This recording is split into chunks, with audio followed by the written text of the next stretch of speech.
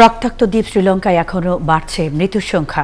রোববারে series বোমা হামলায় দেশটিতে এই পর্যন্ত প্রাণ গেছে 290 জনের, গুরুতর জখম প্রায় 5 শতাধিক।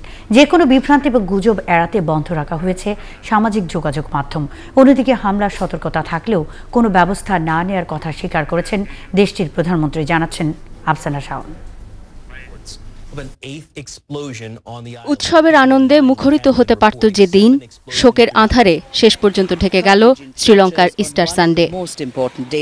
সকালের আলো ফুটতেই জীবনের আলো নিভে গেল প্রার্থনারত কিংবা নাস্তার টেবিলে বসা কিছু মানুষের। আগে থেকেই হামলার তথ্য থাকার পরও প্রয়োজনীয় উদ্যোগ নেওয়া হয়নি বলেই এড়ানো যায়নি এই দুর্যোগ, এমন স্বীকারোক্তি খোদ প্রধানমন্ত্রীর। আগে থেকেই সম্ভাব্য হামলার তথ্য ছিল সরকারের কাছে, কিন্তু তা ঠেকানোর জন্য প্রয়োজনীয় ব্যবস্থা নেওয়া হয়নি। তবে জড়িতদের কয়েকজনকে আটক করা হয়েছে। এখনো পর্যন্ত হামলাকারী হিসেবে যতজনের নাম শুনেছি সবাই স্থানীয়।